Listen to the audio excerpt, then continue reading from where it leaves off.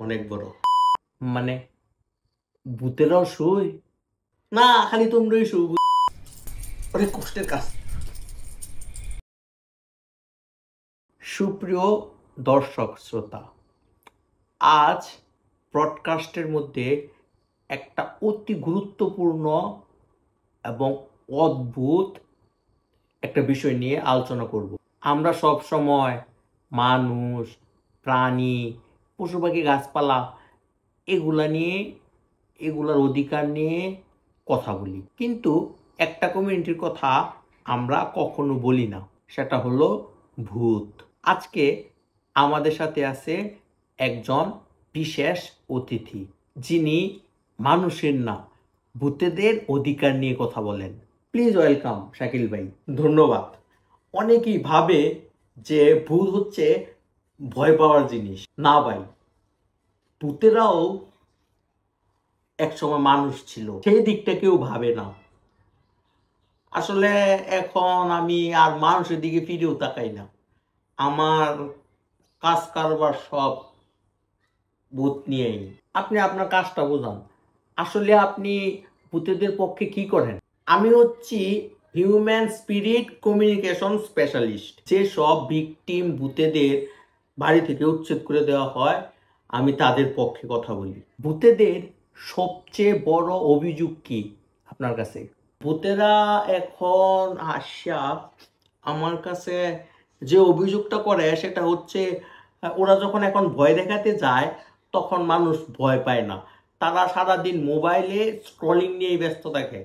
যদি আমি একটু ভূতের ভাষায় কথাও বলে ফেলি, হয়তো দেখা গেছে আমাকে দেখা যাচ্ছে না, তারপরেও ওরা বলবে যে ভাই সরেন, আমি এখন মোবাইল স্ক্রলিং করতেছি। আপনি কথা বললে বা আশেপাশে থাকলে নেটওয়ার্কের সমস্যা হয়। এই নিয়ে আসলে অনেক ভূত আবার ট্রমাটাইজও হয়ে গেছে। ভূতেরা চায় আসলে মিনিমাম রেসপেক্ট। তারা একটার পরে যদি ভয় দেখায় তাহলে মানুষের উচিত বোঝা যে সে তার ডিউটি পালন করছে। একটা নাইট গার্ড যেরকম ডিউটি পালন করে, সেরকম ভূতেরাও ডিউটি পালন করে। আর যে কোনো প্রফেশনকে অবশ্যই আমাদের রেসপেক্ট করা উচিত। আচ্ছা, সব কিছু জানলাম। এবার আপনি প্রসেস সম্বন্ধে বললেন যে আপনি ভূত কিভাবে ধরেন, বা ভূতের আপনার সাথে কিভাবে যোগাযোগ করে, কারা কারা ফোন দেয়, বা কিরকম কি আসে বিষয়, এই ব্যাপারগুলো নিয়ে একটু বিস্তারিত বললেন। আমার কাছে প্রচুর কল আসে। এখন তো বাঁচতেছে না ফোন, নেটওয়ার্কের সমস্যা হতে পারে। নেটওয়ার্ক তো ফুল স্যার। আজকে ওদের পার্টির দিন আর কি। ভূতেরও ক্লাবিং করে না, খালি পার্টি টাটি আপনারাই করবেন। ভূতের পার্টি টাটি করার ইচ্ছা হয় না। ভূতের কোনো মন মানসিকতা নাই, ওদের কোনো ফিলিংস নাই। ওরাও তো ট্যাক্স দিয়েছিল, ছিল তখন তো দিয়েছিল, তাই না? ঠিক আছে স্যার। স্যার আমি আমি আমি বুঝতে পারছি স্যার। এই প্রগতিশীল দেশের মধ্যে ভূতেদের যে কত সমস্যা, কত কষ্ট, সেটা আপনি বুঝবেন না। এজন্যই ভূতেদের জন্য আমি একটা ক্লাব খুলেছি, যেখানে আমি ভূতেদের বসায়া বিড়ি খাওয়াই। কিন্তু আপনি এখন আমার প্রশ্ন উত্তর দেন নাই। আপনি ভূত ধরেন কি কইরা? এভাবে পিছন থেকে জাপটে ধরি যখন শুয়ে থাকে তখন। মানে ভূতেরাও শুই না, খালি তোমরাই শু, ভূতেরা শুই না তো। ভূত যে কোনো কারোর সাথে শুয়ে যায়, এতটা তৃষ্ণার্ত থাকে ওরা। ভূতরা অনেক বেশি কামুক থাকে। সায়েন্সের ভাষায় যাকে আপনারা ভার্জিন বলেন।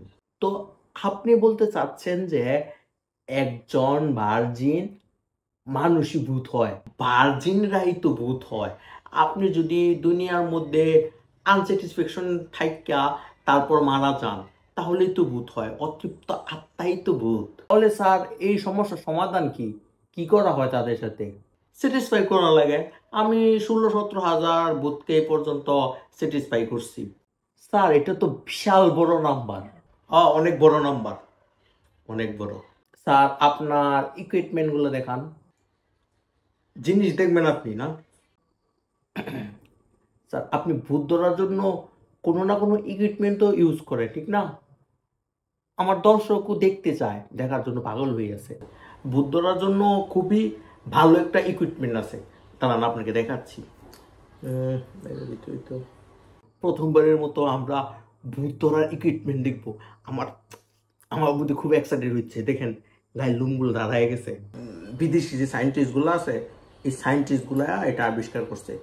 নাসা, ইলন মাস্কের কোম্পানি, এগুলো সব আরো কোম্পানি বার করছে। এই যে এটা দিয়ে আমি ভূত ধরে থাকি। এগুলো তো কয়েন, এগুলা পয়সা না রে ভাই। এগুলোই হচ্ছে ভূত ধরার, ভূতের সাথে কানেক্ট করার মূল মন্ত্র। এগুলো প্রথমে হাতে নিবেন, এভাবে মুট করে ধরবেন, তারপরে এভাবে হাতে নিবেন, নিয়ে এভাবে কি করতেছেন আপনি এগুলা? এটা শব্দে যে ভাইব্রেশনটা হচ্ছে, এটা আসলে ভূতের কাছে ভাইব্রেটরের চেয়েও ভালো কাজ করে। এর মানে এই শব্দের ভাইব্রেশনে ভূত চলে আসে। এক ভূত অ্যাট্রাকশনে আসছে, এখন ওরে স্যাটিসফাই করতে হবে। কি করতেছেন স্যার এগুলা? বন্ধ করেন, বন্ধ করেন। কি এগুলা? কি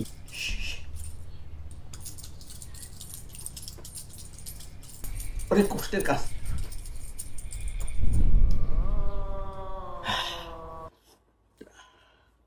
ভূতেদের মানসিক অবস্থা খুবই খারাপ, ওরা প্রায় সময় ডিপ্রেশনে থাকে। এই জন্যই আমি তাদের বসিয়ে বিড়ি খাওয়ার ক্লাব খুলে দিছি। বারে বারে আপনি বিড়ি ভূত, বিড়ি ভূত এগুলো নিয়ে কথা বলতেছেন। আর বিড়ি আর ভূতের সাথে সম্পর্ক কি আমিও জানতে চাই, আমার দর্শকও জানতে চায়। খুব ভালো প্রশ্ন করছেন। দেখেন, প্রায় বছরখানেক আগে আমি ভূত খুঁজতে খুঁজতে ক্লান্ত হয়ে গেছিলাম। ক্লান্ত হইয়া তারপরে এক বট গাছে নিজে বসা বিড়ি ধরাইতেছিলাম। তখন আমি কি দেখতেছি জানেন?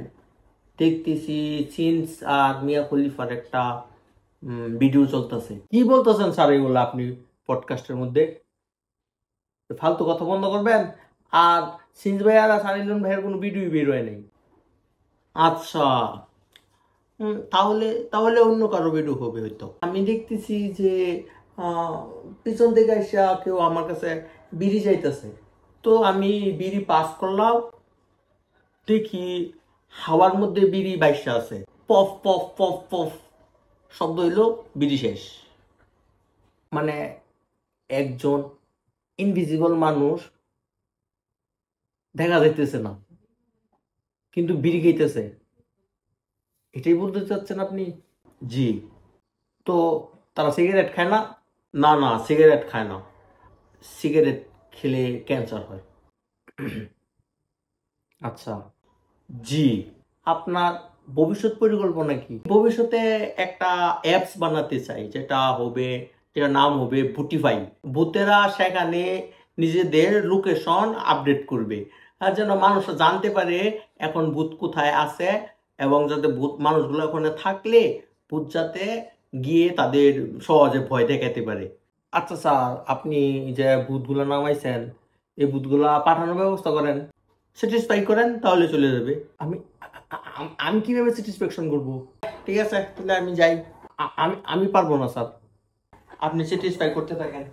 স্যার স্যার আমি যা করতেছি স্যার, দাঁড়ান একটু, স্যার ভূতগুলো তাড়াই দিয়ে যান স্যার।